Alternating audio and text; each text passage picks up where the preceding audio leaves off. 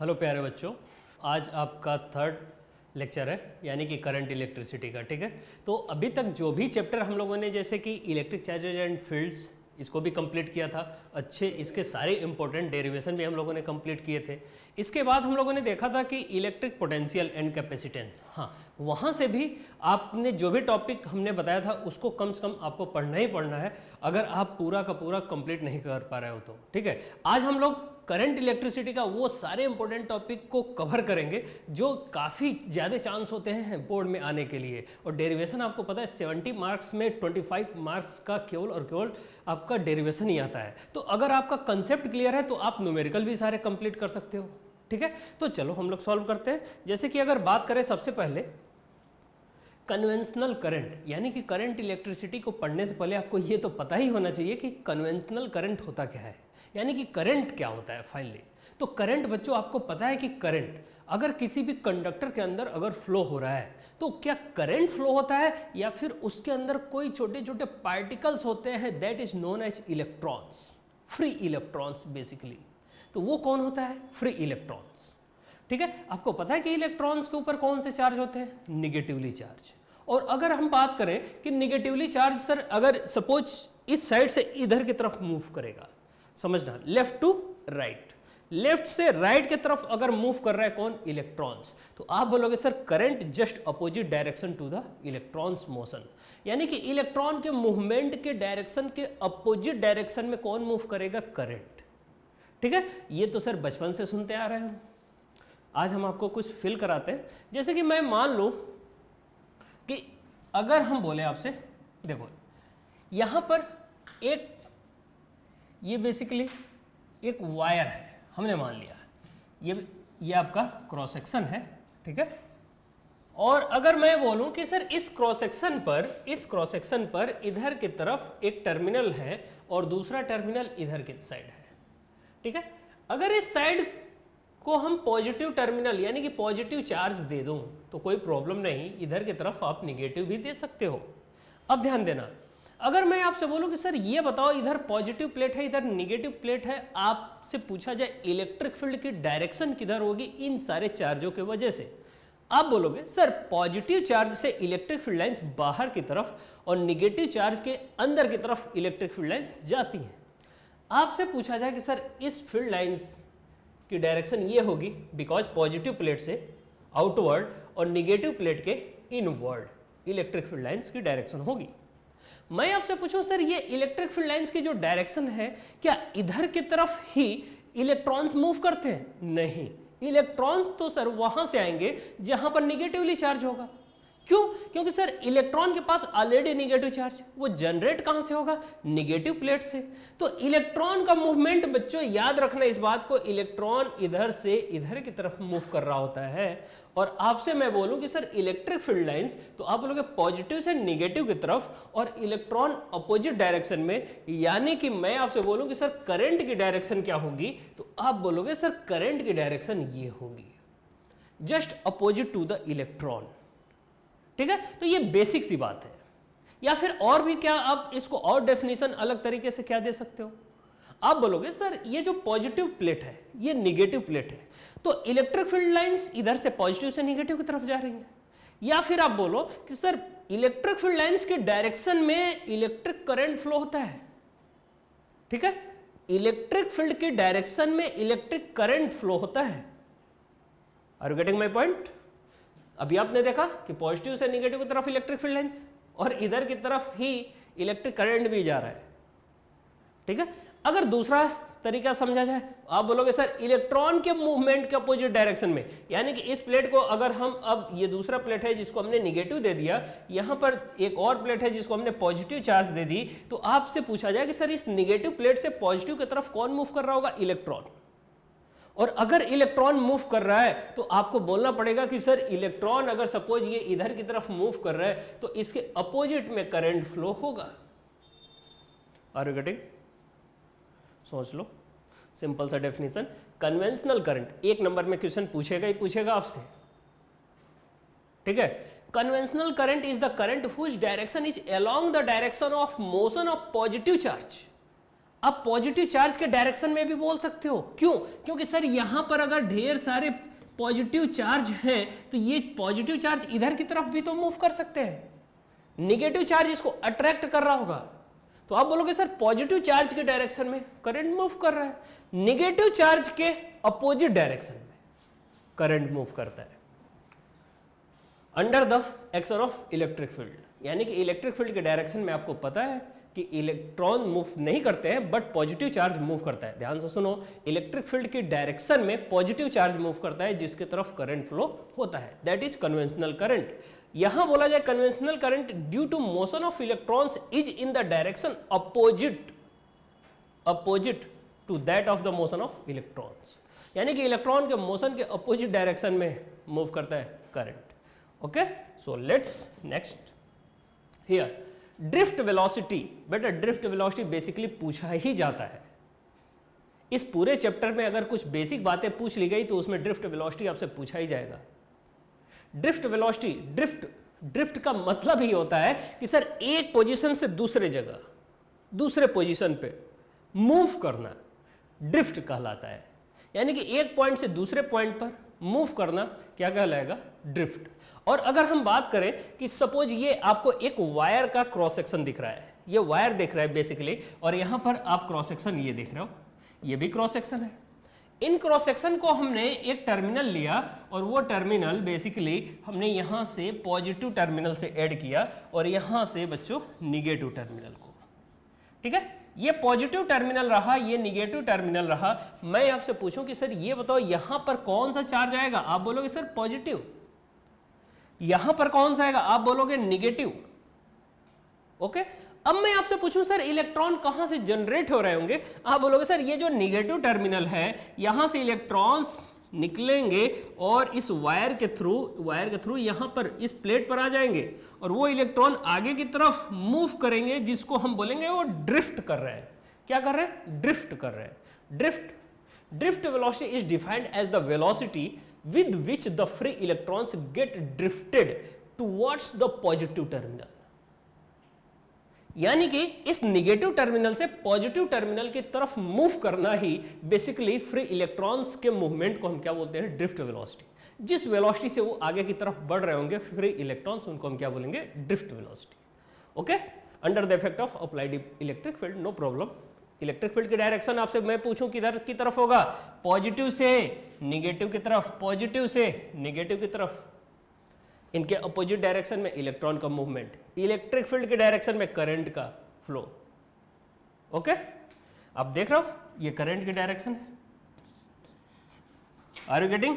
Electron opposite direction में current, electron के opposite direction में। मैं आपसे पूछूं सर ड्रिफ्ट वेलोसिटी की थोड़ी सी हमें डेफिनेशन तो आपने बता दिया, बट इसका फार्मूला किस तरीके से क्रिएट होगा ये मैं आपको समझा रहा हूं। मैं आपसे पूछूं सर इस वायर का लेंथ कितना है? आप बोलोगे सर इस वायर का लेंथ हमने लेट कर लिया L। ओके, इस वायर का लेंथ कितना है? L। अब अगर आपसे पूछा जाए कि सर ये बताओ इस पॉजिटिव टर्मिनल इस निगेटिव टर्मिनल के बीच में क्या पोटेंशियल क्रिएट होता है? बिल्कुल, यहां पॉजिटिव पोटेंशियल, यहां निगेटिव पोटेंशियल। इस पोटेंशियल डिफरेंस के वजह से इलेक्ट्रॉन का मूवमेंट काफी तेजी से होगा। ओके, मैं पूछूं इलेक्ट्रिक फील्ड भी होगा? यस, यहां पर इलेक्ट्रिक फील्ड भी होगा, पॉजिटिव से निगेटिव की तरफ, इलेक्ट्रॉन का मूवमेंट अपोजिट डायरेक्शन में। मैं आपसे पूछूं कि सर ड्रिफ्ट वेलोसिटी का फार्मूला हमें बताओ। आपको सिंपल सा बात करना है किसके बारे में?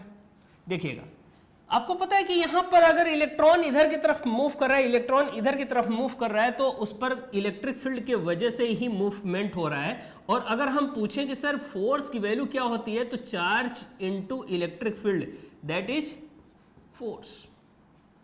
F equal to Q into ई।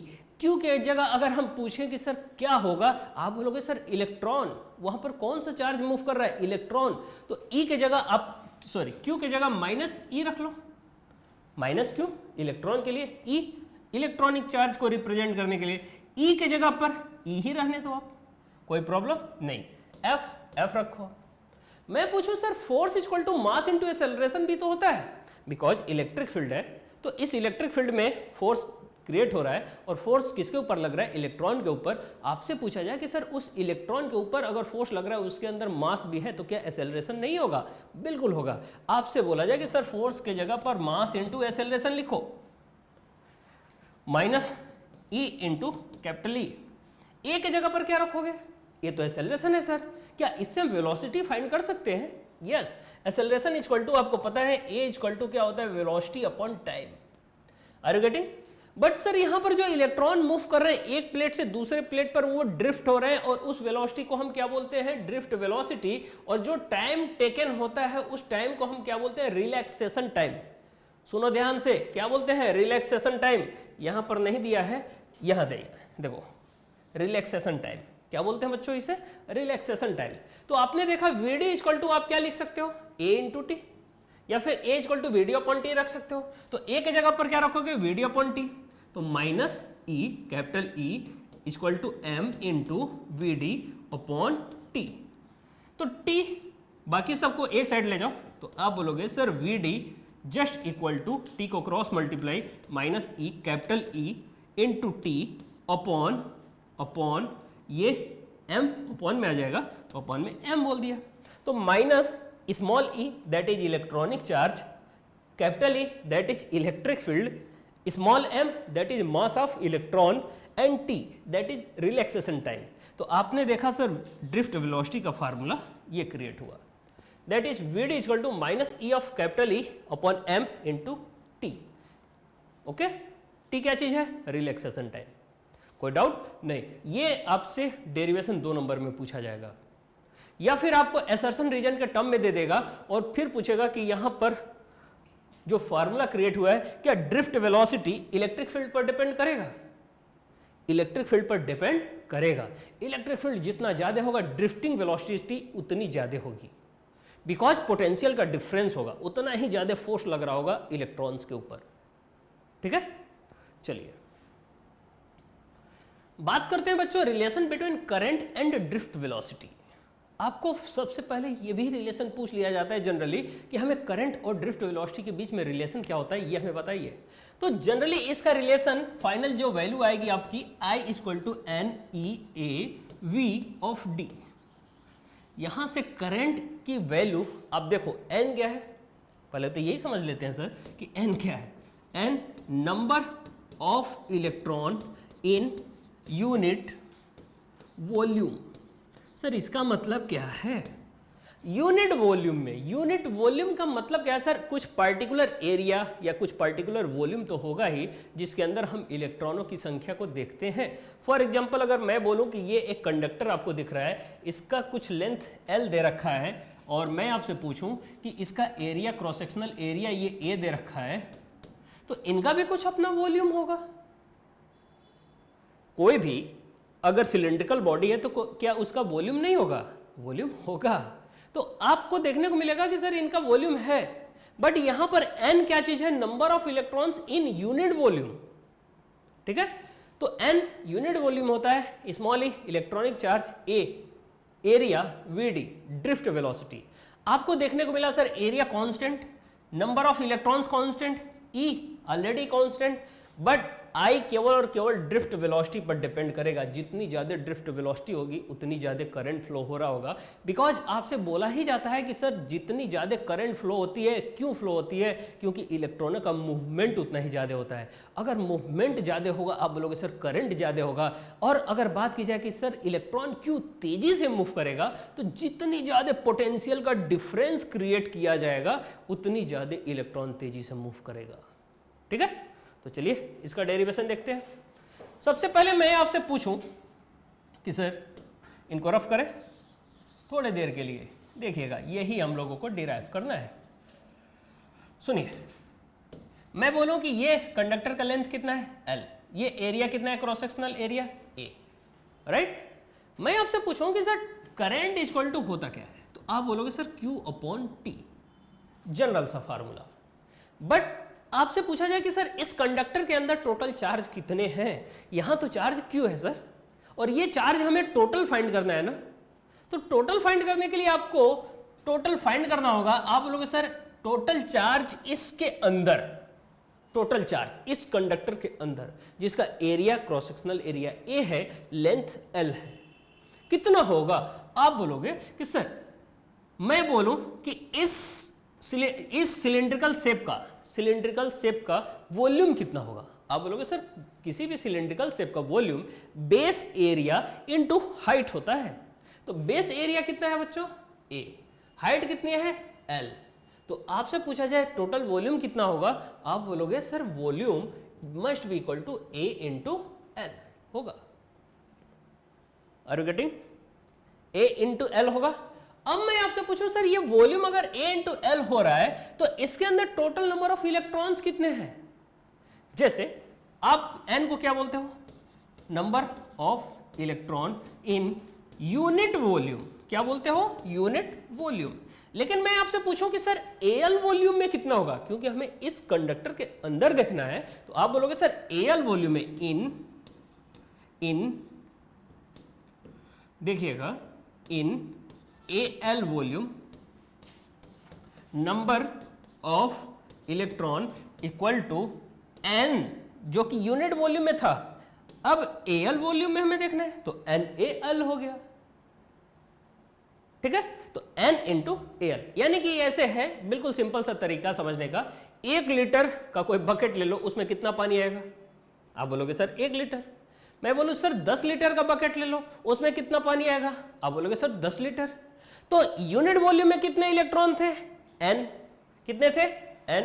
मैं पूछूं सर एल वॉल्यूम में कितने थे? तो NaL। ओके, तो आप बोलोगे सर टोटल चार्ज जो था वो Q की जगह पर आप बोलोगे सर टोटल चार्ज NaL तो नंबर हो गया, और क्या चीज है वो? इलेक्ट्रॉन। तो इलेक्ट्रॉन रख लिया, ये टोटल चार्ज हो गया। Are you getting? सोच लो। अब रही बात T, दैट इज T क्या चीज है? यहां पर रिलैक्सेशन टाइम। क्या चीज है? Relaxation time. और रिलैक्सेशन टाइम कैसे फाइंड करोगे? जब इलेक्ट्रॉन एक प्लेट से दूसरे प्लेट पर ड्रिफ्ट हो रही है वीडी वेलोसिटी से, तो आप बोलोगे सर ये बताओ वेलोसिटी इक्वल टू होता क्या है? Displacement upon time. बोलोगे आप? Are you getting? ये बोलोगे आप। बट डिस्प्लेसमेंट यानी कि ये टोटल लेंथ कितना है? आप बोलोगे सर L। तो आपने क्या देखा? V equal to L upon T, जहां T क्या है? Relaxation time. V क्या है? Drift velocity. तो VD रखा, इसे रिलैक्सेशन टाइम।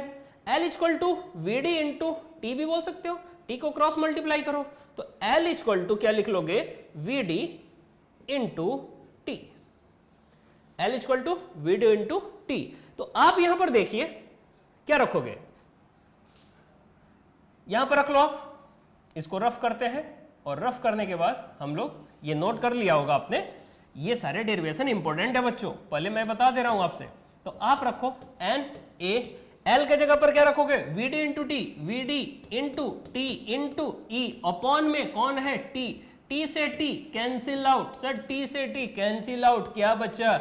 N है, E है, A है और VD है, VD that must be equal to I। ये किसके बराबर है बच्चों? I equal to NeAVD।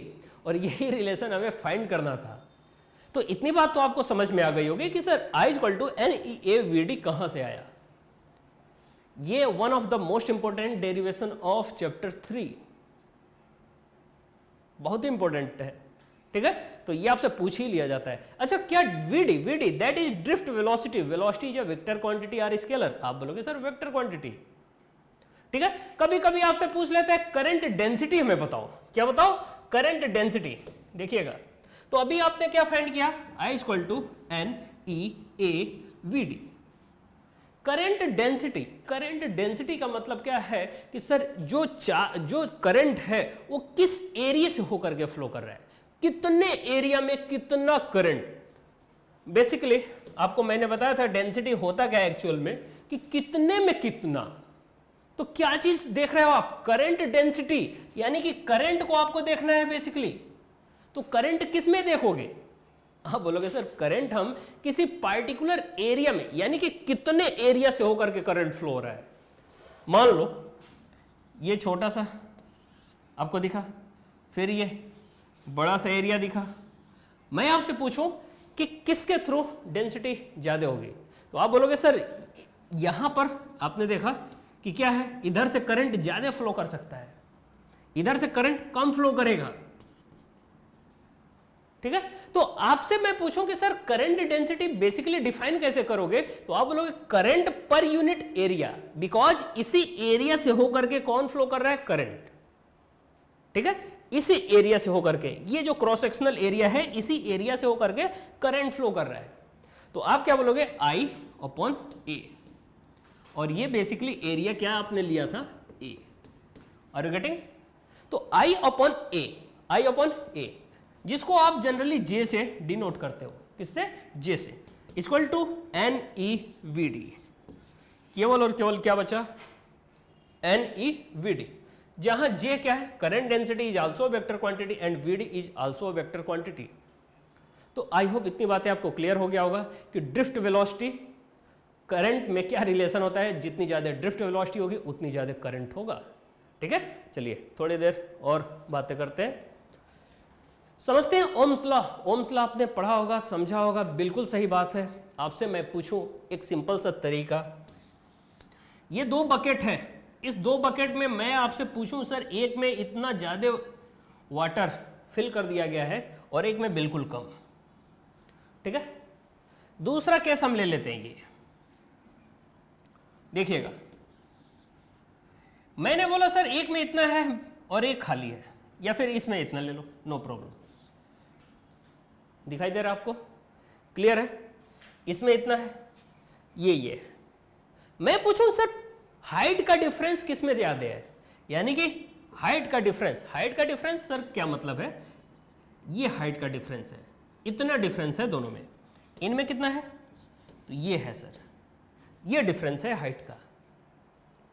ठीक है, तो अगर ये डिफरेंस है हाइट का, मैं पूछूं किस में ज्यादा है, आप बोलोगे सर यहां पर हाइट का डिफरेंस ज्यादा है। अच्छा, इतनी बात तो क्लियर है सर।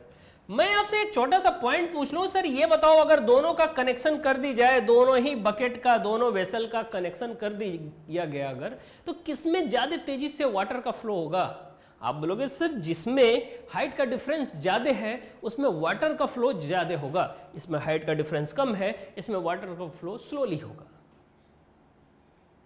तो आपको देखने को मिला कि सर किसी कंडक्टर में बिल्कुल वैसे ही किसी भी कंडक्टर में अगर point A and point B बोल दें अगर मैं आपसे और पूछूं कि सर ए पर ज्यादा हायर पोटेंशियल है और बी पर ज्यादा मतलब कम है पोटेंशियल, तो ये पोटेंशियल का डिफरेंस हो गया, हायर ए पर, लोअर बी पर। तो जितना ज्यादा ए पर होगा बी पर, यानी कि उतना ही तेजी से, जितना ज्यादा होगा उतना ही ज्यादा तेजी से करंट का फ्लो होगा। ओवरऑल आपसे मैं ये बताना चाहता हूं कि जितना ज्यादा वाटर के लेवल का डिफरेंस यानी कि पोटेंशियल का डिफरेंस, और पोटेंशियल का डिफरेंस जितना ज्यादा उतना ही तेजी से करंट का फ्लो होता है। According to Ohm's law I directly proportional to V, यानी कि वी क्या चीज है, हाइट से हम रिलेट करते हैं, हाइट का डिफरेंस यानी कि बेसिकली पोटेंशियल का डिफरेंस, जितना ज्यादा पोटेंशियल का डिफरेंस होगा उतना ही ज्यादा तेजी से करंट फ्लो होगा, या फिर वी डायरेक्टली प्रोपोर्शनल टू आई, यानी कि अगर पोटेंशियल डिफरेंस ज्यादा है तो करंट भी ज्यादा फ्लो कर रहा होगा। आपने देखा V equal to R into I, एक कांस्टेंट लगाया और उसे हम बोलते हैं रेजिस्टेंस। ओके, और ये जो बेसिकली रेजिस्टेंस है इसको हम क्या बोल देते हैं, R equal to V upon I. यही R बेसिकली रेजिस्टेंस है, और ये रेजिस्टेंस का काम क्या होता है, ये केवल और केवल इलेक्ट्रॉन के मूवमेंट को रेजिस्ट करता है, रोकता है, एकदम से नहीं रोक देता है, रेजिस्ट करता है। क्या उनको एब्जॉर्ब कर लेता है, नहीं, उसे रोकता है। ओके, तो रेजिस्टेंस का काम अपना केवल इतना ही है कि वो करंट के मूवमेंट को रोकता है, यानी कि पोटेंशियल का ड्रॉप कराता है basically. The electric current flowing through a conductor is directly proportional to the potential difference. Are you getting? Electric current flow करेगा किस पर डिपेंड करेगा, पोटेंशियल डिफरेंस पर, across the two ends of the conductor when physically conditions such as temperature, mechanical strain etc. remains constant, यानी कि temperature वगैरह ये सारे चीज फिजिकल चीजें तो आपको कांस्टेंट रखनी है। ऐसा नहीं कि सर टेम्परेचर पहले कम किया फिर ज्यादा किया, ये चेंजेस किया, ऐसा नहीं करना आपको। According to Ohm's law. Ohm's is a scientist, उन्होंने सबसे पहले ये डिस्कवरी किया था और उन्हीं के नाम पे ये सारा प्रैक्टिकल रखा गया। काफ़ी इंपॉर्टेंट रोल है आपके लाइफ में रेजिस्टेंस का। ये रेजिस्टेंस बेसिकली आपने देखा होगा आपके घरों में जो रेडियो होते हैं, जो टीवी होते हैं, उनके अंदर इसका यूज होता है रेजिस्टेंस का। जहाँ पर करंट कम चाहिए होती है वहाँ पर रेजिस्टेंस लगा करके करंट को स्लो कर दी जाती है, जहाँ पर नहीं चाहिए वहाँ पर नहीं लगाते हैं। ठीक है, चलिए थोड़ी सी बातें और करते हैं। Resistance in terms of physical features of the conductor, ये आपसे बहुत ही ज़्यादा पूछा जाता है। कैसे फाइंड करोगे रेजिस्टेंस को इन terms of physical features? Physical feature का मतलब क्या होता है सर? मैं आपसे पूछूं कि सर ये कोई एल लेंथ और क्रॉस सेक्शनल एरिया ए है, क्रॉस सेक्शनल एरिया ए है, लेंथ बेटा एल है। इस वायर का फिजिकल फीचर क्या है? फिजिकल फिजिकल फिजिक फिजिक आप भी बोलते हो सर, बहुत अच्छा है हमारा आपका आपके फ्रेंड का। तो फिजिक का मतलब होता है जो सामने से दिख रहा होता है। आपसे मैं बोलूं सर इस वायर का फिजिक क्या होगा, आप बोलोगे सर लेंथ और एरिया, दैट इज फिजिक। मास भी कंसीडर कर सकते हो आप। ठीक है, तो आपसे पूछा गया है कि सर रेजिस्टेंस को हमें बताओ किसके टर्म में बताना है? Physical features, physical features of the conductor. ये कंडक्टर है जिसमें हमने माना कि सर ये टर्मिनल ए है और इस टर्मिनल को हमने बोला बी है। Are you getting? आपको रेजिस्टेंस बताना है इस टर्म में, फिजिकल फीचर यानी कि लेंथ में, एरिया में। कैसे समझेंगे? समझते हैं। आपको एक छोटा सा डेरिवेशन अभी अभी हमने आपको बताया, I equal to N E A V D, याद है आपको? जहां वी डी क्या था? ड्रिफ्ट वेलोसिटी था। और याद होगा drift velocity V D equal to क्या था? Minus E capital E upon M into T. याद करो, जो बेसिकली टी अपॉन में आएगा एसेलरेशन के बराबर, acceleration into mass that is force, और force equal to Q E. देखो वहीं से आया था, हमने अपने मन से नहीं लिखा है। ठीक है, तो आप बोलोगे सर वीडी के जगह पर क्या ये पॉइंट रखा जा सकता है? बिल्कुल रखा जा सकता है। आप रखो एन ई ए वीडी के जगह minus E capital E upon M into T. Are you getting? मैं पूछूं सर ई इंटू ई क्या हो जाएगा? ई स्क्वायर हो जाएगा। तो आप बोलोगे एन को एन रखा, ई इंटू ई स्क्वायर है। सर माइनस साइन क्या शो करता है? नेगेटिव साइन बेसिकली क्या शो करता है? ये ओनली एंड ओनली शो करता है कि जो स्मॉल ई लिखा है ना वो इलेक्ट्रॉन है। क्या है? इलेक्ट्रॉन। तो इलेक्ट्रॉन तो है, ठीक है sir, no problem. N into E square रखा, ए को ए रखा, अपॉन में एम है, अपॉन में एम कर दिया, टी को टी एज इट इज रखा। ये कैपिटल ई को हम थोड़ा चेंज करना चाहते हैं। सर ये कैपिटल ई क्या है? बेसिकली आप बोलोगे सर ये टर्मिनल अगर आपने पॉजिटिव रखा होगा और ये टर्मिनल अगर आपने निगेटिव रखा होगा तो आपको पता है कि पॉजिटिव से निगेटिव की तरफ इलेक्ट्रिक फील्ड की डायरेक्शन होगी। मैं पूछूं सर क्या यहाँ पर पोटेंशियल का डिफरेंस होगा? यस, बिकॉज यहाँ पॉजिटिव टर्मिनल काफी हायर पोटेंशियल, निगेटिव टर्मिनल काफी लोअर पोटेंशियल, इनके बीच में लेंथ एल है, यानी कि पोटेंशियल यहाँ से पोटेंशियल डिक्रीज करता चला जाएगा जैसे जैसे लेंथ बढ़ रहा है। आपसे मैं पूछूं, आपने सुना होगा पोटेंशियल ग्रेडियंट, हमने पढ़ाया था चैप्टर फर्स्ट में। पोटेंशियल ग्रेडियंट का मतलब यह होता है कि अगर लेंथ की डायरेक्शन में आप आगे बढ़ो पोटेंशियल डिक्रीज होगा। तो वहां पर हम लोग बोलते थे E equal to minus D V by D R. D R बोल लो या फिर डी एल बोल लो, नो प्रॉब्लम। हाँ, electric field potential and length के बीच में यही एक रिलेशन होता है। नेगेटिव साइन यहाँ क्या शो करता है? यहाँ पर यह शो करता है कि पोटेंशियल डिक्रीज करता है इलेक्ट्रिक फील्ड की डायरेक्शन में। Electric field is also vector quantity, potential gradient is also vector quantity. तो आपने देखा कि पोटेंशियल ग्रेडियंट के डायरेक्शन में इलेक्ट्रिक फील्ड डिक्रीज करता है और यहां पर नेगेटिव साइन यही शो करता है। तो आप बोल सकते हो sir E equal to V upon L. यहां V क्या है? पोटेंशियल। L क्या है सर? लेंथ। ये लेंथ ये वाली जो कि पोटेंशियल का डिफरेंस हम देख रहे हैं इसके बीच में V है। तो हम E की जगह पर क्या रख सकते हैं बच्चों? आप बोलोगे सर V बाई एल। क्या बोलोगे? V upon L. कोई डाउट नहीं होना चाहिए। ये V VD ना समझ लेना। कुछ बच्चे तो सोच रहे होंगे सर VD है, ड्रिफ्ट वेलोसिटी है ये। नहीं भाई, ड्रिफ्ट वेलोसिटी नहीं है। Are you getting? तो आपसे पूछा जाए कि सर ये बताओ I इक्वल टू क्या आया, N E square A into T upon M into V upon L. कोई डाउट नहीं। मैं आपसे पूछूं सर एक बात बताओ, ये एल को इस साइड ले जाओ, एम को इस साइड ले जाओ, एन ई ए स्क्वायर टाउ को उस साइड ले जाओ, यानी कि इक्वल टू के सबको उस साइड ले जाओ। ऐसा क्यों कर रहे हो? बिकॉज हमें रेजिस्टेंस की वैल्यू चाहिए, और रेजिस्टेंस की वैल्यू केवल और केवल एक तरीके से आता है, R equal to V upon I. याद है आपको, अकॉर्डिंग टू ओम्स लॉ। मैं पूछूं सर v यहां है, इस i को अपॉन में ला दे तो क्या वहां रेजिस्टेंस नहीं लिख सकते थे? लिख सकते हो आप बोलोगे कि सर i को क्रॉस मल्टीप्लाई बाकी सबको एक साइड, तो बाकी सबको उस साइड ले जाओ, m l को ऊपर ले गए, m l एक साथ अपॉन में n e square t into a। सब लोगों को नीचे हमने किया, ध्यान से देखिए, बचा कौन? इस साइड लाया v अपॉन आई, तो v upon I equal to M upon N E square tau L upon A. अब ध्यान से सुनिए, m upon N E square T, m upon N E square T into L upon A into L upon A, that is v upon I. और v upon आई को क्या बोलते हैं sir? Resistance, जिसे आपने रेजिस्टेंस बोल दिया। Are you getting my point? बहुत ही इंपॉर्टेंट डेरिवेशन है, इसमें से तो एक तो पूछा ही जाता है, बट हाँ ये आपके 14 नंबर के लगभग मार्क्स के पूछे जाते हैं तीनों चैप्टर मिला करके, जिसमें से 6 से 7 नंबर का ये चैप्टर केवल मैटर करता है, वेटेज रखता है। ठीक है, तो आपको क्या देखने को मिला? m upon N E square tau, और m upon N E square tau को बेसिकली हम क्या बोलते हैं? देखिए, m mass of electrons and number of electrons in unit volume, e small e क्या चीज है? Electronic charge, and t that is relaxation time. अब अगर हम बात करें सर इसकी वैल्यू, तो इसे हम क्या बोलते हैं? रजिस्टिविटी। क्या बोल देते हैं? रजिस्टिविटी। और ये रजिस्टिविटी बेसिकली रो से डिनोट करते हैं, और ये रो केवल और केवल मटेरियल पर डिपेंड करता है। अगर मैं पूछूं मास, इलेक्ट्रॉनों की कांस्टेंट होगी, एन नंबर ऑफ इलेक्ट्रॉन्स, अलग अलग मेटल में नंबर ऑफ इलेक्ट्रॉन्स अलग अलग होते हैं, तभी तो आप अलग अलग एलिमेंट देखते हो, copper, gold, silver, something something.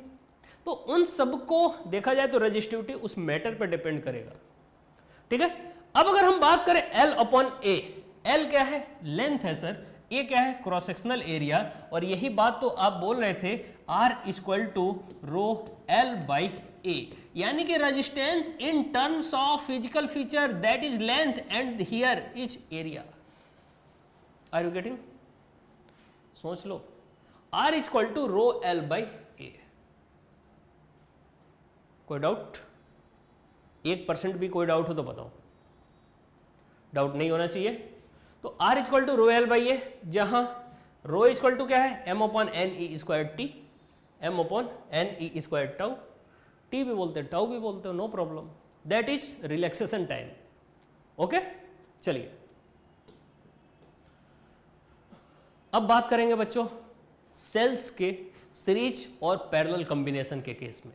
यानी कि बेसिकली आपको पता है कि जो सेल होता है उसके अंदर एक इंड्यूस ईएमएफ, बेसिकली यहाँ पर इंड्यूस नहीं होता है, यहाँ पर ईएमएफ होता है, और वो ईएमएफ सेल, यानी कि सेल आपने देखा होगा लेक्लांचे सेल, इन सारे सेल के वजह से बनाए जाते हैं, जिसमें इलेक्ट्रोड और फिर इनका यूज करके एनोड कैथोड का यूज करके बनाया जाता है। बेसिकली उसके अंदर आप देखते हो, उसके अंदर भी रजिस्टिविटी होती है, बेसिकली रेजिस्टेंस।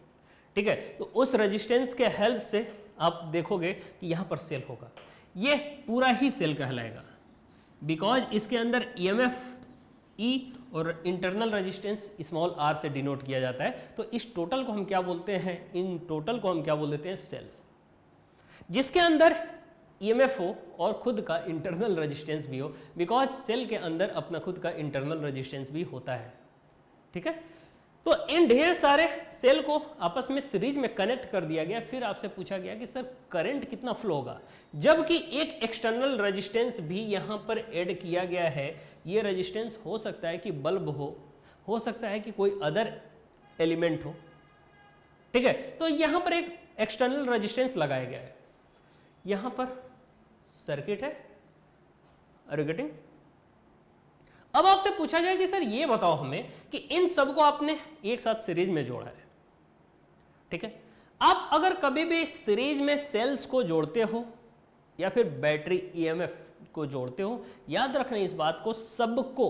अच्छा, आपने बचपन में तो देखा ही होगा, टॉर्च आती थी, टॉर्च बड़ी सी लंबी सी, उसमें एक सेल अंदर डालते थे, फिर दूसरा पीछे से, फिर तीसरा पीछे से, वो सब के सब किसमें होते थे? सीरीज में। आपने देखा होगा बचपन में कि अगर एक सेल से कुछ बल्ब छोटा सा जलाओ वो स्लो स्लो जलता है, अगर थोड़ा बड़ा 2 से लगाओ और तेज जलता है, 3 से लगाओ और तेज जलता है। यानी कि बेसिकली उन सबका अलग अलग का पोटेंशियल सबको ऐड कर दी जाती है, सबको जोड़ दी जाती है, फिर पोटेंशियल का डिफरेंस काफ़ी ज़्यादा हो जाता है। पोटेंशियल का डिफरेंस ज़्यादा होने की वजह से ही आपने देखा होगा कि वो बल्ब काफ़ी तेज़ी से जल रहा होता है, और हम मान लेते हैं कि सर एक्सटर्नली जो रेजिस्टेंस लगा है दैट इज बल्ब, मान सकते हो। तो आपसे पूछा जाए कि सर करंट कितना फ्लो हो रहा है बेसिकली, तो करंट कैसे बताओगे आप? चेक करते हैं। आपसे अगर बोला जाए टोटल ईएमएफ कितना होगा, तो टोटल ईएमएफ आप बोलोगे NE। ध्यान से देखना, टोटल ईएमएफ बेटा, ई यहां पर इलेक्ट्रिक फील्ड नहीं है, फिर बोल रहा हूं ई इलेक्ट्रिक फील्ड नहीं है, यहां पर ईएमएफ है। ई क्या चीज है? EMF, electromotive force, that is internal part of cell, यानी कि इंटरनली फोर्स होता है। जब इसके थ्रू करंट नहीं प्रोवाइड कराई जाती है तो इसे हम ईएमएफ बोल देते हैं, अदरवाइज इसे पोटेंशियल डिफरेंस बोलते हैं। ठीक है, तो टोटल अगर हम बोले, मान लिया कि n सर लगे हैं, कितने लगे हैं इसके अंदर सेल? n। तो अगर n लगे हैं तो टोटल ईएमएफ कितना होगा? NE। मैं पूछूं सर अगर n सेल लगे हैं तो ये हमें बताओ कि इसके अंदर रेजिस्टेंस कितने होंगे? तो n सेल तो NR, बिकॉज ये सब छोटे छोटे जो भी रेजिस्टेंस दिख रहे हैं ये सब के सब सर सीरीज में है। अगर ये सीरीज में है, आप बोलोगे कि सर इन सबको जोड़ दो, बिकॉज रेजिस्टेंस सीरीज में अगर होते हैं उन सबको आसानी से एक साथ जोड़ दी जाती है। आप बोलोगे sir NE total EMF of the battery, total internal resistance NR। हाँ सर, एक बाहर भी रेजिस्टेंस लगा है जो बड़ा सा R लिखा हुआ है, और ये बड़ा सा जो R है ये भी ध्यान से देखिए, तो ये सब के सब सीरीज में है। तो अगर ये सीरीज में है तो आप बोलोगे NR प्लस R। सोच लो, total resistance of the circuit NR plus R। तो मैं आपसे पूछूं सर ये बताओ करंट की वैल्यू क्या होगी? आप general formula according to Ohm's law V equal to I into R होता है, याद होगा आपको। मैं पूछूं V के जगह पर NE रखो, NE क्या रखोगे? NE, यहां पर रखो NE इक्वल टू I का जगह I रखो, R के जगह अपॉन में ला दो R, और R के जगह NR प्लस का R। देखो ध्यान से, NE upon NR plus R, ऐसा क्यों? बिकॉज सिंपल सा ओम्स लॉ हमने अप्लाई किया, टोटल पोटेंशियल, टोटल क्या चीज? रेजिस्टेंस, और फिर टोटल करंट हमने फाइंड कर ली कि सर कितना फ्लो होगा। इसमें कोई डाउट है क्या? नहीं है ना?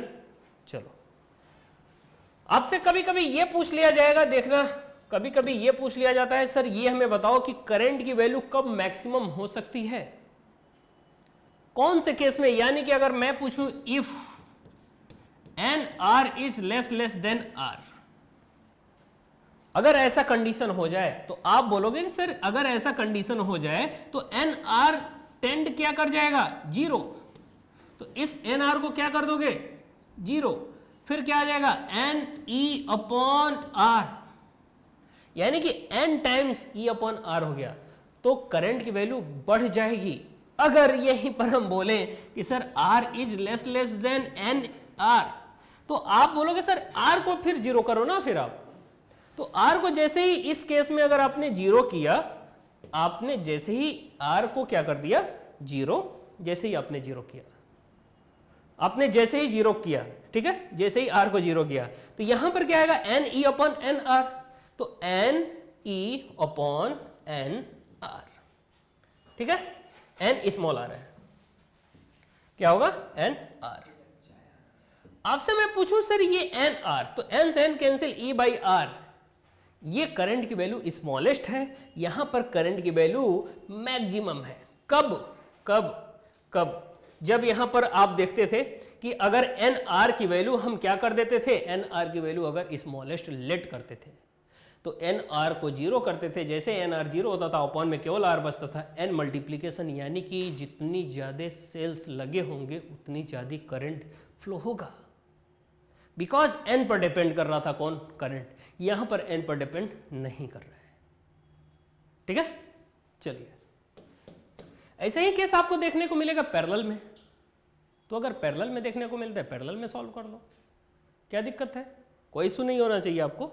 ठीक है, सेल्स इन पैरेलल कॉम्बिनेशन, क्या करोगे आप, सबको, हर एक सेल को आपने अलग अलग ऐड किया। इतना तो पता चल रहा होगा आपको कि सर यहां पर एक टर्मिनल आपने माना है, दूसरा टर्मिनल यहां पर माना है, यहां एक सेल को जोड़ा है, ये दूसरा सेल है, ये तीसरा सेल है। ठीक है, यहां पर एक एक्सटर्नल रेजिस्टेंस आपने लगा दिया, क्या प्रॉब्लम है, लगा सकते हैं। अब आपसे पूछा जाए कि सर करंट कितना फ्लो हो रहा होगा इस सर्किट में, आई की वैल्यू बताओ, क्वेश्चन मार्क, करंट कितना फ्लो हो रहा होगा। आपको क्या देखना होगा, पहले तो सर टोटल हमें ईएमएफ बताओ, फिर टोटल रेजिस्टेंस बताओ पूरे सर्किट में। तो आप क्या बोलोगे, सर अगर पैरेलल में जो भी सेल्स लगे होते हैं सबकी पोटेंशियल आपस में इक्वल होती है। ये बात आपको पहले से पता होगा कि अगर जितने भी सेल लगे होते हैं पैरेलल में पोटेंशियल आपस में बराबर होता है। और अगर पोटेंशियल बराबर है तो आप बोलोगे सर ई, यानी कि टोटल पोटेंशियल भी, यानी कि टोटल ईएमएफ भी आपका कितना हो जाएगा, E. Total EMF of the battery that must be E. अब मैं पूछूंगी सर ये इंटरनल रेजिस्टेंस है, ये अगर इनको इक्विवेलेंट फाइंड किया जाए तो कैसे फाइंड करोगे। आप बोलोगे sir internal resistance 1/R equivalent जो कि पैरेलल में है 1/R plus 1/R plus 1/R plus n/R, यानी कि टोटल कितने टाइम्स आप लोगे, n टाइम्स।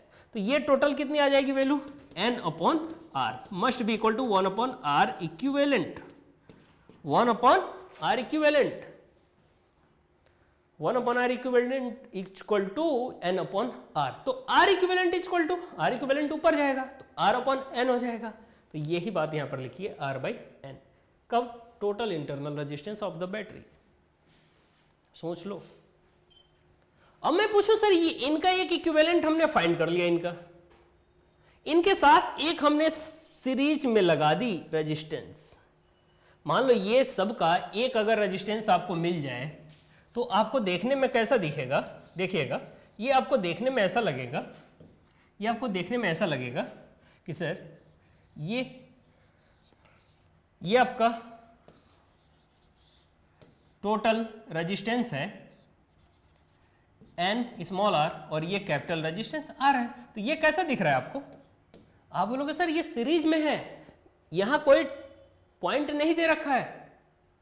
ये अगर पॉइंट भी आप मान लेते हो तो इस पॉइंट के अलोंग देखो, आप इस पॉइंट के अलोंग आप बोलोगे कि सर ये सीरीज में है। अगर ये सीरीज में है तो आप बोलोगे सर ये अगर ये पूरा ही सर्किट है ना, ये पूरा सर्किट है, तो इस पूरे सर्किट को ध्यान से देखो तो NR प्लस R हो जाएगा टोटल रेजिस्टेंस इस पूरे सर्किट का। ठीक है, तो आप बोलोगे सर बेसिकली यहां पर जो वैल्यू आई थी n/R आई थी, तो यहां पर n/R आपको रखना है। nR कब रखते, जब वो सब के सब सीरीज में होते, यहां पर पैरेलल थे तो n/R R इक्विवेलेंट की वैल्यू थी, बट R इक्विवेलेंट की वैल्यू R/n था, तो आप यहां पर रख लो, टोटल वैल्यू रख लो आप फाइनली। देखो टोटल वैल्यू क्या रखोगे, R इक्विवेलेंट ऑफ सर्किट क्या रखोगे, R/n प्लस R, ये आपका R इक्विवेलेंट ऑफ सर्किट होगा। R/n कहां से आया sir, R equivalent equal to R/n।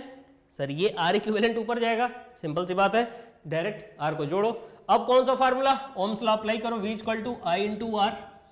Apply किया आपने, V के जगह पर क्या रखोगे, E equal to I as it is, R के जगह पर क्या रखोगे, R/n प्लस कैपिटल R, जो कि I इक्वल टू क्या आ जाएगा, E/R/n प्लस R।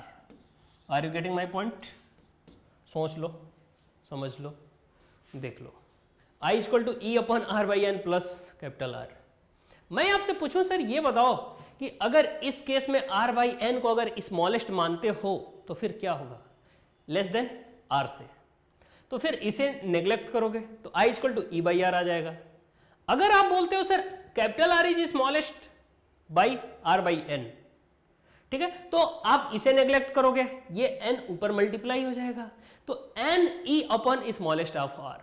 तो करंट कौन से केस में ज्यादा होगी, आप बोलोगे सर अगर इस कैपिटल R को जीरो कर दो, यानी कि स्मॉलेस्ट कर दो, अगर इसे आपने स्मॉलेस्ट किया, बहुत ही कम रेजिस्टेंस ला दिया, यानी कि इनके इक्विवेलेंट से, ये पैरेलल वालों इंटरनल रेजिस्टेंस के इक्विवेलेंट से भी स्मॉलेस्ट अगर कर दी इस कैपिटल R की वैल्यू, तो इस कैपिटल R को आप जीरो कर दोगे और R बाई एन बचेगा, n को ऊपर मल्टीप्लाई करोगे तो क्या आएगा, n e अपॉन में small of r that must be equal to i। तो आपने क्या देखा, i की वैल्यू जो i बच्चों, i की value n capital E upon small of r, जो कि करंट की वैल्यू बहुत ही मैक्सिमम होगी, बिल्कुल ही ज्यादा होगा, ठीक है। तो चलिए नेक्स्ट पॉइंट समझते हैं। यहां पर किरचॉफ्स लॉ, किरचॉफ्स लॉ क्या होता है, किरचॉफ्स लॉ बेसिकली दो लॉ होते हैं किरचॉफ्स के। इन्होंने सबसे पहले यह बताया कि किसी भी सर्किट में, कोई भी सर्किट गिवन हो, उसके किसी पॉइंट पर यानी कि जंक्शन पर बेसिकली सारे करंट का एल्जेब्रिक सम क्या होता है, जीरो। एल्जेब्रिक सम का मतलब क्या होता है sir, sum with sign. Sum with sign यानी कि ऐड करो साइन के साथ, साइन के साथ ऐड करने का क्या मतलब होता है सर, मैं बोलूं आपसे किसी एक जंक्शन, यहां पर एक जंक्शन मान लो आपको देखने को मिला, यहां पर करंट इन हो रहा है, यहां पर करंट आउट हो रहा है, यहां पर करंट इन हो रहा है, यहां पर करंट आउट, यहां पर करंट आउट, ठीक है। मैं आपसे पूछूं कि सर ये बताओ कि यहां पर करंट इन आउट हो रहे हैं, तो जो इन हो रहे हैं उनको प्लस ले लो, जो आउट हो रहा है उसे माइनस ले लो, ठीक है। तो इन वाले को प्लस ले लो, कौन कौन, प्लस का I1, ठीक है, प्लस का I4,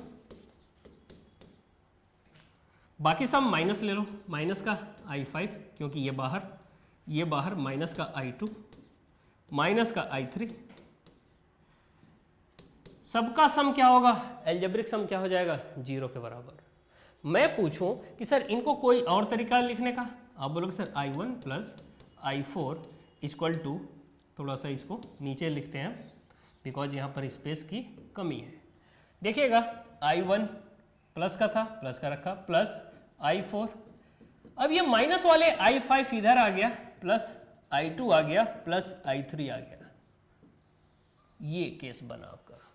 यानी कि जितने करंट I1 और I4 इन हो रहे हैं जंक्शन पर, I1 इधर आ रहा है और I4 भी अंदर जा रहा है, बाकी सब बाहर आ रहे हैं, देख रहे हो आप, बाकी सब के सब बाहर। ओवरऑल आप बोल सकते हो कि सर जंक्शन पर टोटल करंट की वैल्यू जीरो होगी, यानी कि कोई एब्जॉर्प्शन नहीं होगा, कितना भी करंट, स्मॉलेस्ट करंट हो, लेकिन सेंटर पर कभी भी एब्जॉर्ब नहीं होगा करंट, जितना अंदर आएगा उतने बाहर जाएगा। तो यहां पर जितना करंट इन हुआ उतना ही करंट आउट होगा। तो आपने देखा I1 प्लस I4 अंदर आया, I2 I5 एंड I3 बाहर की तरफ, ठीक है। इसी वजह से इस करंट, इस लॉ को बेसिकली हम क्या बोलते हैं, कंजर्वेशन ऑफ करंट या फिर चार्ज भी बोल सकते हो। चार्ज बेसिकली इसलिए बोल सकते हो कि जितने ही चार्ज इन हो रही होती हैं जंक्शन पे उतने ही आउट हो जाती हैं। ओके, कोई डाउट नहीं है ना? अगर कोई भी डाउट हो आपको तो आप नेक्स्ट लेक्चर में शेयर कर दिया करो। ओके, चलिए अब बात करते हैं हम लोग second law. Second law basically बहुत ही इंपॉर्टेंट है, जिसे आप लूप रूल भी बोलते हो। इस लूप रूल में अधिकतर बच्चे कंफ्यूज छोड़कर चले आते हैं, चाहे इतना आसान क्वेश्चन क्यों न दे दे। आपको बच्चों मैं डिटेल में तो ऑलरेडी बता रखा हूं, बोर्ड बूस्टर के प्रोग्राम में आपने पढ़ा होगा और देखा भी होगा, बट यहां पर हम कुछ स्मॉलेस्ट छोटे छोटे न्यूमेरिकल भी करके मैं आपसे पूछ सकता हूं। जैसे मैं बोलूं, पहले कंसेप्ट सिखाता हूं, आप याद रखना इस बात को, ये पॉइंट इसको हमने बोला बी पॉइंट, यहां पर एक रेजिस्टेंस लगाया, ये करंट इधर की तरफ फ्लो हो रहा है ए से बी की तरफ। कभी भी यहां पर रेजिस्टेंस R है, मान लिया कि इस रेजिस्टेंस के अलोंग पोटेंशियल का डिफरेंस V है। मैं बोलूं सर A से B की तरफ करंट फ्लो हो रहा है, अगर A से B की तरफ करंट फ्लो हो रहा है, आपको चलना भी A से B की तरफ पड़ा। अगर आपको किधर से किधर जाना पड़ा, A से B की तरफ, आप याद रखना पोटेंशियल का क्या होगा, ड्रॉप होगा। करंट की डायरेक्शन में पोटेंशियल का ड्रॉप होता है किसके अंदर, रेजिस्टेंस के अंदर, तो माइनस का V लिखोगे। V कौन था, पोटेंशियल का ड्रॉप, जो कि निगेटिव होगा।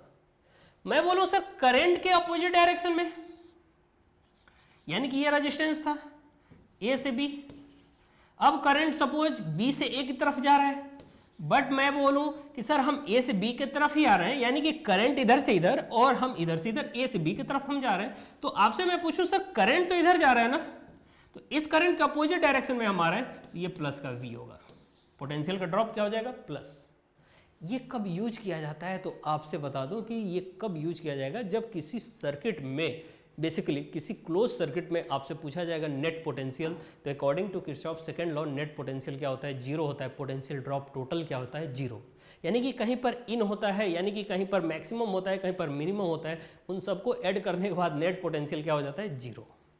कंजर्वेशन ऑफ पोटेंशियल भी बोलते हो इसे, इस रूल को, ठीक है।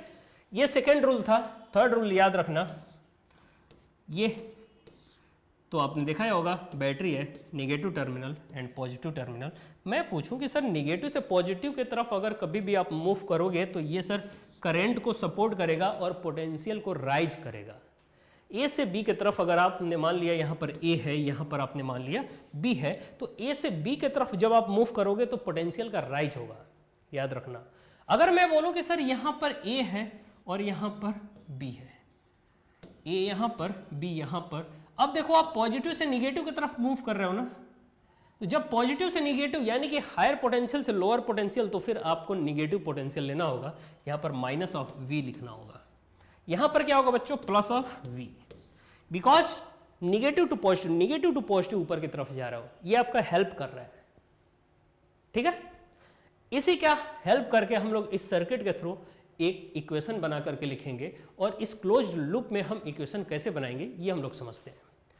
देखिएगा, बाकी सबको रफ करते हैं।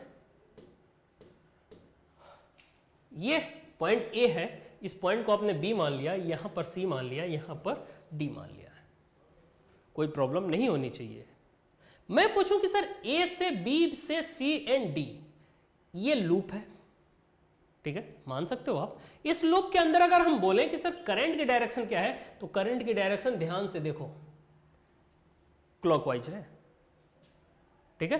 कैसा है, क्लॉकवाइज, ADCBA ऐसे करंट फ्लो हो रहा है। देखिए ये करंट है I1 फ्लो हो रहा है ना, देखो। मैं जाना किधर से चाहता हूं, आप फ्री हो, किधर से किधर भी जा सकते हो, ADCBA भी चल सकते हो, ABCD ये भी चल सकते हो। तो हमें क्या देखना है, basically according to Kirchhoff second law, यानी कि लूप रूल के अकॉर्डिंग हमें ये देखना है जो नेट पोटेंशियल होता है क्लोज्ड लूप के अंदर, उसकी वैल्यू क्या होती है, जीरो। और अगर वैल्यू जीरो होगा तो आप कैसे लिखोगे, समझते हैं। ए से स्टार्ट करो चलना।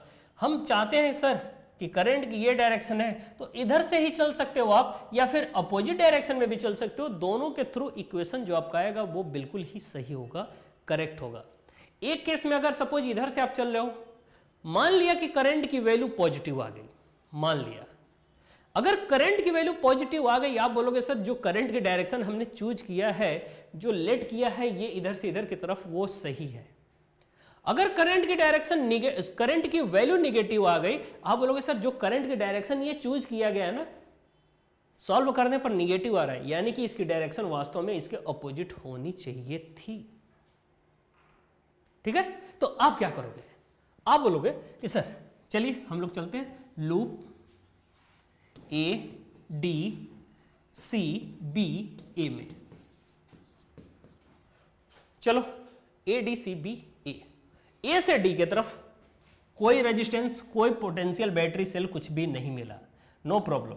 हमें आगे आने पर एक बैटरी मिला जो कि पॉजिटिव है, फिर निगेटिव। तो पॉजिटिव से निगेटिव की तरफ अगर आप जाते हो तो पोटेंशियल का क्या होगा बच्चों, ड्रॉप होगा। आप बोलोगे कि सर माइनस का E2 ईएमएफ दे रखा है, रेजिस्टेंस यहाँ पर है R2 और करंट की डायरेक्शन भी यही है सर। तो करंट की डायरेक्शन में हम मूव कर रहे हैं, तो करंट की डायरेक्शन में अगर आप मूव कर रहे हो तो क्या होगा, पोटेंशियल का ड्रॉप होगा।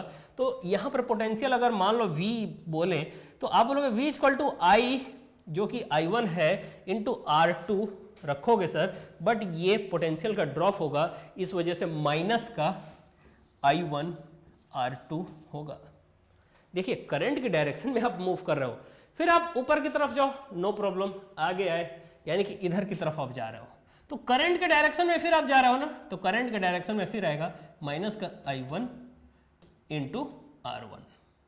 फिर आपको एक बैटरी मिला, इस बैटरी का ईएमएफ E1 है। आप देखो निगेटिव से पॉजिटिव की तरफ मूव करोगे, निगेटिव से पॉजिटिव की तरफ मूव करोगे, तो निगेटिव से पॉजिटिव की तरफ आप मूव करोगे तो प्लस का E1 लिखना पड़ेगा। फिर आप कहां पर आ गए, अपने इनिशियल पॉइंट ए पर, जहां से आप चलना स्टार्ट किए थे। आप बोल दोगे डायरेक्ट इक्वल टू 0।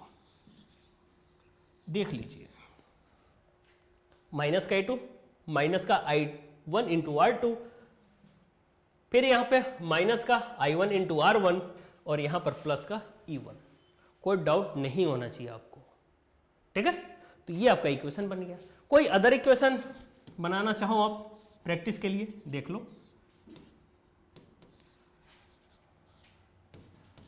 मैं आपसे पूछूं यहां पर क्या लिखा है, A लिखा है, यहां पर B लिखा है, इसके अलोंग हमें यहां पर रेजिस्टेंस R1, यहां बैटरी V1, यहां R2, यहां V2 लिखा है। हमें इसके लिए एक इक्वेशन फॉर्म करके बताओ।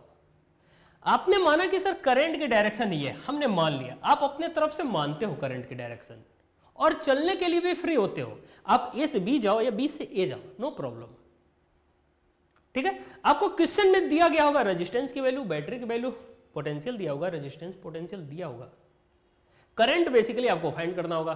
3 टर्म है, करंट, रेजिस्टेंस एंड पोटेंशियल, इन तीनों में रिलेशन, 2 की वैल्यू गिवन होगी, करंट क्या नहीं फाइंड कर लोगे, आप कर लोगे आसानी से। चलिए मैं मानता हूं कि सर करंट की डायरेक्शन ए से बी की तरफ है। अगर ए से बी की तरफ है और आप चलना स्टार्ट करते हो बी से ए की तरफ, तो क्या प्रॉब्लम आएगी सर? कुछ नहीं, चेक करते हैं। सर बी से हम ए की तरफ जाना चाहते हैं, जाना बी से ए की तरफ जाते हैं और करंट आ रहा है ए से बी की तरफ, करंट के अपोजिट डायरेक्शन में चलना हम चाहते हैं, कोई प्रॉब्लम नहीं। सर बैटरी दिखा हमें पॉजिटिव से निगेटिव की तरफ, आप बोलोगे सर माइनस का V2। सर जब बैटरी के टर्मिनल को देखते हैं ना तो करंट से कोई लेना देना नहीं होता है, पॉजिटिव से निगेटिव जा रहा हो, निगेटिव आया, रेजिस्टेंस मिला, रेजिस्टेंस के केस में सर करंट का मैटर तो करता है। रेजिस्टेंस R2 है, करंट इधर की तरफ, आप उसके अपोजिट में जा रहे हो, आप प्लस का लिखोगे, प्लस का I into R2, I into R2। Are you getting or not? फिर आगे गए माइनस से प्लस की तरफ, तो प्लस का V1, प्लस का V1 आपको लिखना होगा, देखिएगा प्लस का V1।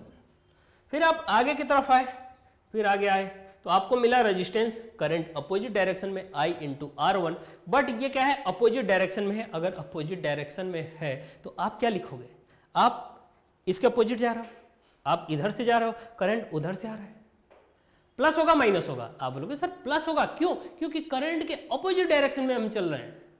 तो आप क्या लिखोगे, प्लस का I into R1, I into R1। यहां पर क्या था, यहां पर भी प्लस ही था, बिल्कुल सही है, करंट के अपोजिट डायरेक्शन में आप जा रहे थे, ठीक है। इक्वल टू क्या कर दो, 0, इक्वल टू क्या कर दो, 0, नो प्रॉब्लम। या फिर अगर आपको पोटेंशियल गिवन है ए और बी का, तो आप बी से चलना स्टार्ट करते थे, आप बोलते V ऑफ बी, यानी कि पोटेंशियल एट बी, और फाइनली आप यहां पर बोल देते V ऑफ ए। कहां पर पहुंच जाते हो, आप ए पर चले जाते हो, इस वजह से इक्वल टू के बाद VA बोल सकते हो आप।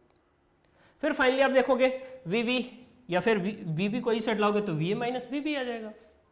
तो इस तरीके से आपको देखने को मिला इक्वेशन कैसे हम लिखते हैं, डिटेल डिस्कशन हम लोगों ने बोर्ड बूस्टर में किया था। यहाँ से ये कॉन्सेप्ट सीखने को मिलता है कि सर कोई भी न्यूमेरिकल कैसे आसान किया जा सकता है, यानी कि इनके साइन कन्वेंशन को समझ करके, ठीक है। चलिए अब बात करते हैं Wheatstone bridge. Wheatstone bridge basically होता क्या है? व्हीटस्टोन ब्रिज बच्चों एक ब्रिज होता है, ऐसा कुछ नहीं है सर, ये नाम है और इसमें बेसिकली 4 रेजिस्टेंस गिवन होते हैं, 4 रेजिस्टेंस। और इस 4 रेजिस्टेंस में याद रखना बच्चों, एक रेजिस्टेंस की वैल्यू गिवन नहीं होती है, बाकी 3 की रेजिस्टेंस की वैल्यू गिवन होता है।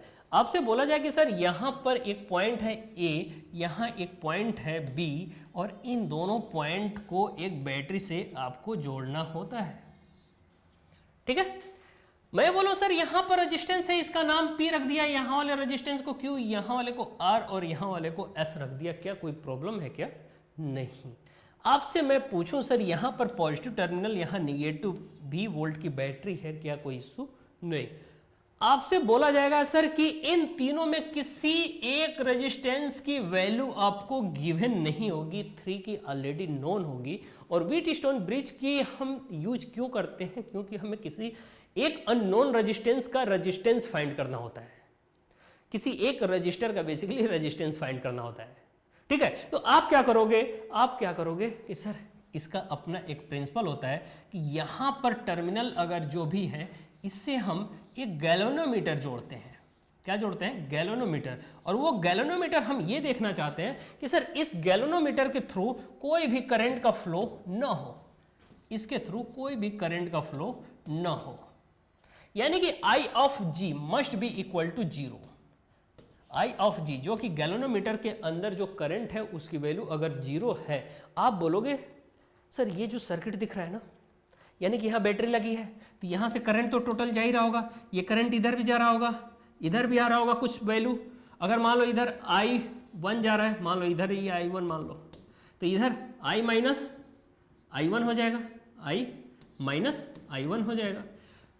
इधर I1 आया तो इधर I माइनस I1। मैं पूछूं सर इधर से और फिर इधर से, यानी कि फिर इधर भी I माइनस I1 ही आना चाहिए और इधर से I को जाना चाहिए। मैं पूछूं इधर की तरफ करंट की वैल्यू, आप बोलोगे sir I of G must be equal to 0, यानी कि इस सर्किट में अगर करंट फ्लो नहीं कर रहा है तो हम व्हीटस्टोन ब्रिज को क्या बोलते हैं? बैलेंस्ड। क्या बोलते हैं? बैलेंस्ड। और यही बैलेंस की जो कंडीशन होती है बेसिकली इसे आप प्रूफ भी कर सकते हो, ठीक है। आप यहां पर अप्लाई करो किरचॉफ सेकंड रूल, यहां पर अप्लाई करो किरचॉफ सेकंड रूल, फिर इस पूरे ही सर्किट में अप्लाई करो किरचॉफ सेकंड रूल।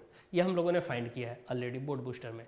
तो आप जैसे ही अप्लाई करते हो आपको 3 इक्वेशन बन के आएंगी और उन तीनों इक्वेशन में पुट करने पर IG की वैल्यू अगर आप 0 पुट करते हो, यानी कि गैल्वेनोमीटर के थ्रू जो करंट होता है उसे अगर आपने 0 पुट किया, आपको देखने को मिलेगा कि सर ये जो रेजिस्टेंस है अपॉन ये रेजिस्टेंस, यानी कि P upon Q must be equal to R upon S, R upon S,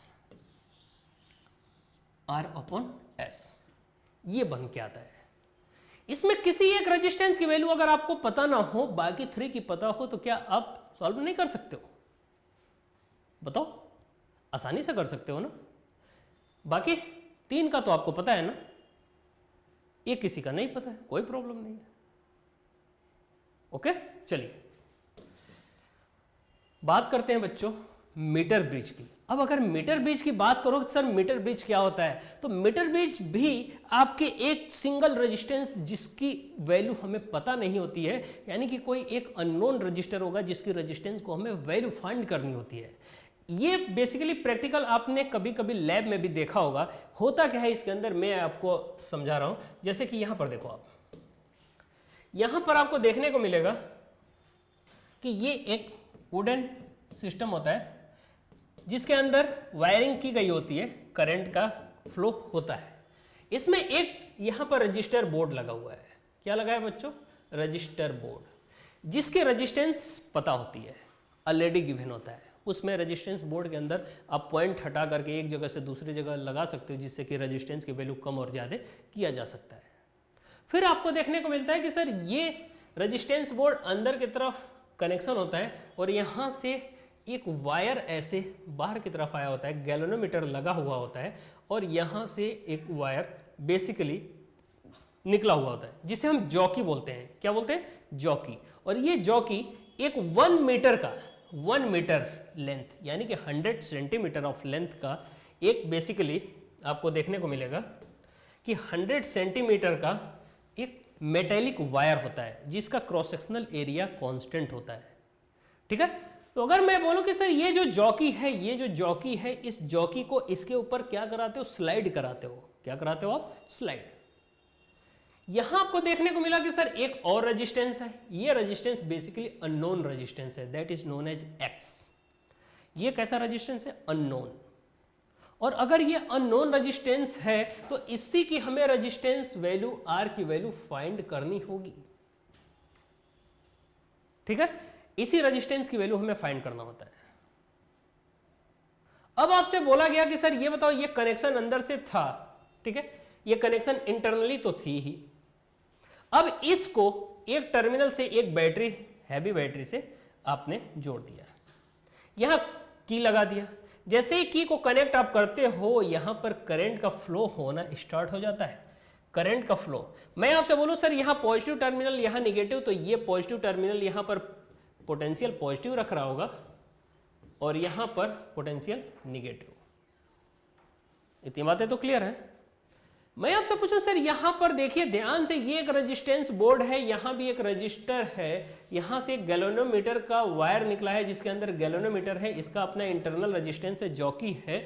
यहां 1 मीटर का मेटेलिक वायर है जिसका क्रॉस सेक्शनल एरिया ए है। और आपसे पूछा जाता है कि क्या sir resistance R equal to rho L by A याद है आपको? यस, याद होगा। Rho resistivity constant, cross sectional area constant, फिर रेजिस्टेंस किस पर केवल और केवल डिपेंड करेगा, लेंथ पर। किस पर डिपेंड करेगा, लेंथ पर। जितना ज्यादा आप लेंथ बढ़ाते जाओगे उतनी ही ज्यादा रेजिस्टेंस की वैल्यू बढ़ती चली जाएगी। अब इसके वर्किंग की बात करते हैं, कैसे ये वर्क करता है। जैसे आपने कनेक्शन ऑन किया, की लगाया, करंट का फ्लो हुआ, ये करंट इधर से इधर फ्लो होते होते, यहां से करंट फ्लो हुआ, इधर से इधर फ्लो होते होते इधर भी गया होगा और नीचे भी आया होगा। अब इस जॉकी को हम क्या करते हैं, इस पर रोटेट कराते हैं, यानी कि स्लाइड कराते हैं। आप जैसे स्लाइड करते हो ना, इस गैल्वेनोमीटर के अंदर जो करंट की डिफ्लेक्शन की वैल्यू है दैट विल बी 0। जिस पॉइंट पर डिफ्लेक्शन क्या हो जाए, 0, उस पॉइंट पर आप बोलते हो कि ये रेजिस्टेंस इस लेंथ का रेजिस्टेंस, यानी कि आपने देखा resistance directly proportional to length. तो रेजिस्टेंस जो पहले से था और ये लेंथ, हमने मान लिया कि L लेंथ पर जा करके यहां डिफ्लेक्शन 0 हो गया गैल्वेनोमीटर की वैल्यू। जैसे 0 हुआ आप बोलोगे सर ये रेजिस्टेंस बोर्ड है, ये लेंथ है, यहां पर x है रेजिस्टेंस, यहां पर 100 माइनस L सेंटीमीटर हो जाएगा ना। क्यों? क्योंकि सर ये टोटल 100 सेंटीमीटर का था, तो ये कितना हो जाएगा, 100 माइनस L, बिकॉज ये लेंथ L था, तो ये 100 माइनस L। तो आप बोलोगे सर ये बिल्कुल वैसे ही जैसे कि व्हीटस्टोन ब्रिज में आपने अप्लाई किया था फॉर्मूला, और वही अप्लाई होगा यहाँ पर रेजिस्टेंस बोर्ड अगर R है, अपॉन में ये लेंथ, आप बोलोगे L must be equal to x upon ये length 100 minus L, 100 minus L। Are you getting? तो ये आपका जो प्रोसेस होगा, ये प्रोसेस ही बेस्ड किस पर है, व्हीटस्टोन ब्रिज पर। यहां से आप ऐसे भी लिख सकते हो R अपॉन x की ही वैल्यू हमें फाइंड करनी होती है, बिकॉज रेजिस्टेंस बोर्ड की वैल्यू हमें पता होती है। L तो लेंथ आपको ऑलरेडी पता होता है, इस पर मार्किंग की गई होती है ऐसे, तो क्या आप फाइंड नहीं कर लोगे कि कितनी इसकी लेंथ, कहां पर ये वैल्यू आकर के 0 हो रहा है डिफ्लेक्शन, बता ही दोगे आप। जैसे ही आप बताओगे आप बोलोगे sir equal to L upon 100 minus L, 100 minus L। तो ये तरीका होता है x की वैल्यू फाइंड करने का। ठीक है, x की वैल्यू आसानी से आप फाइंड कर लोगे, x equal to R into 100 minus L upon L। देखो आप x को क्रॉस मल्टीप्लाई करोगे तो R into 100 minus L upon L, कोई डाउट नहीं है। चलिए थोड़ी सी बातें और बात करेंगे बच्चों पोटेंशियोमीटर की। किसकी? पोटेंशियोमीटर की। और अगर बात करें पोटेंशियोमीटर की, तो पोटेंशियोमीटर का यूज कहां पर होता है? अगर आपसे बोला जाए कि सर पोटेंशियोमीटर, तो पोटेंशियोमीटर बेसिकली कैसे वर्क करता है, इसका प्रिंसिपल क्या होता है, इसके अंदर एक ऑलरेडी बैटरी काफी बड़ी सी लगी होती है जिसका वोल्टेज आपको पता होता है। अब अगर बात की जाए कि सर कोई दूसरा बैटरी हो, उसका हमें पोटेंशियल मेजर करना हो, तो फिर हमें मेजर तो करना पड़ेगा, और पोटेंशियोमीटर इसी काम के लिए यूज किया जाता है। ठीक है, यानी कि किसी एक अननोन बैटरी या फिर सेल का पोटेंशियल मेजर करने के लिए हमें पोटेंशियोमीटर का यूज करना होता है। आप करते क्या हो, सबसे पहले देखो, ध्यान से समझते हैं इस पूरे डायग्राम को। इस डायग्राम को आप देखो, यहां पर एक बैटरी लगी है V वोल्ट की, जिसके साथ लिखा है नॉन वोल्टेज, यानी कि इसकी पोटेंशियल हमें पता होता है। ठीक है, आपने देखा सर यहां पर, आपने देखा यहां पर टर्मिनल आया और rheostat, that is resistance board, जिस पर आप स्लाइड करके रेजिस्टेंस की वैल्यू कम या ज्यादा कर सकते हो। यहां पर एक अमीटर लगा है, ए करंट के फ्लो को शो करेगा। बिकॉज ये बैटरी काफी बड़ी होती है, इसलिए यहां पर अमीटर लगाया गया है, गैल्वेनोमीटर का यूज नहीं किया गया है। गैल्वेनोमीटर का यूज वहां होता है जहां पर करंट की वैल्यू कम होती है। अब अगर हम बात करें आपसे कि सर ये बताओ कि यहां से एक वायर निकला हुआ है और इस वायर के साथ यहां पर एक वायर लगा हुआ है जो कि basically uniform length, uniform area की है। क्या है बच्चों, यूनिफॉर्म एरिया का बेसिकली। इसका लेंथ कितना है, L, आपने क्या मान लिया, L लेंथ है। ठीक है, और ये क्या है, यूनिफॉर्म क्रॉस सेक्शनल एरिया है। आपने देखा कि सर ये जैसे ही पोटेंशियल V है, इस यूनिफॉर्म लेंथ, इस यूनिफॉर्म एरिया की जो लेंथ है, इसके अंदर पोटेंशियल का ड्रॉप होता है। और ये जो यूनिफॉर्मली पोटेंशियल ड्रॉप होते होते, अगर मैं बोली ये V वोल्ट का है तो आप बोलोगे कि सर यहां पर प्लस का V लिखो, यहां 0 लिखो। तो आपने देखा सर यहां पर पोटेंशियल कितना होगा, प्लस का V, यहां पर क्या होगा, 0। इसी को तो बोलते हैं पोटेंशियल ग्रेडियंट। जैसे जैसे लेंथ बढ़ रही है वैसे वैसे पोटेंशियल डिक्रीज कर रहा है। ठीक है, अब रही बात कि सर आपको एक नया बैटरी या सेल दिया गया होगा जिसकी पोटेंशियल आपको मेजर करनी होती है। आप करते क्या हो, उसके पॉजिटिव टर्मिनल पर, पॉजिटिव टर्मिनल से एक कनेक्शन लाते हो, इसे गैल्वेनोमीटर के साथ जोड़ देते हो।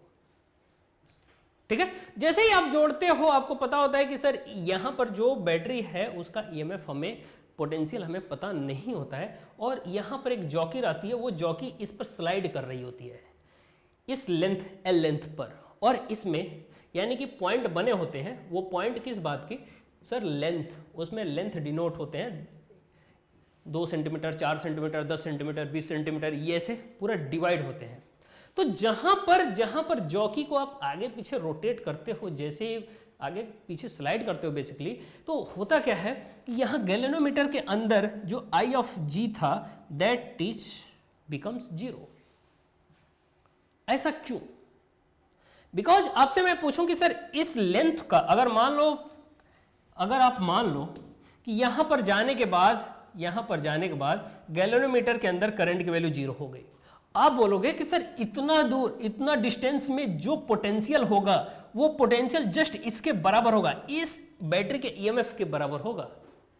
ऐसा क्यों?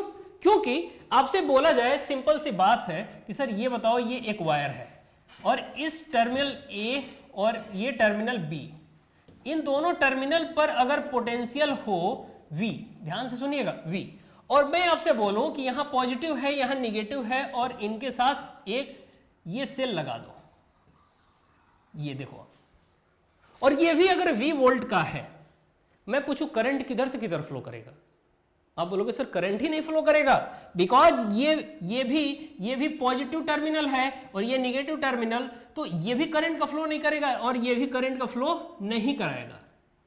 ठीक है, तो ये यहां पर आप देखते हो कि करंट की वैल्यू क्या हो जाती है, 0। ठीक है, बिकॉज पॉजिटिव है तो आप यहां पॉजिटिव बनाओगे, यहां निगेटिव बनाओगे ना, ये ऐसा हो रहा होगा। तो ये करंट इधर भेजेगा, ये करंट इधर भेजेगा, करंट जाएगा ही नहीं, बिकॉज दोनों करंट आपस में क्या हो जाएंगे, सेम पोटेंशियल इक्वल होने के वजह से। और आप बोलोगे सर जहां पर पोटेंशियल इक्वल होगा वही पॉइंट पर गैल्वेनोमीटर डिफ्लेक्शन 0 बताएगा, और इस लेंथ के अकॉर्डिंग हम क्या फाइंड कर लेंगे, पोटेंशियल। बिकॉज पोटेंशियल आपको पता है V equal to I into R होता है, और इस R की जगह आप क्या लिखते हो, रो L बाई ए, यानी कि potential directly proportional to length. जितनी ज्यादा लेंथ होगी उतनी ही ज्यादा पोटेंशियल आपको शो करेगा। रजिस्टिविटी, करंट 0 हो जाएगा, बिकॉज यहां पर आपने देखा एरिया तो यूनिफॉर्म है, तो potential directly proportional to length है। जितनी ज्यादा लेंथ होगी उतनी ज्यादा पोटेंशियल होगा। आप बोलोगे सर यही तरीका है हमें फाइंड करने का। ठीक है, आई होप इतनी बातें आपको क्लियर है। तो बच्चों आज के लिए बस इतना ही रखते हैं। नेक्स्ट लेक्चर में आपको और भी ढेर सारी जो पॉइंट होंगे आपके वो क्लियर की जाएंगे। आज के लिए इतना ही। All the best, thank you.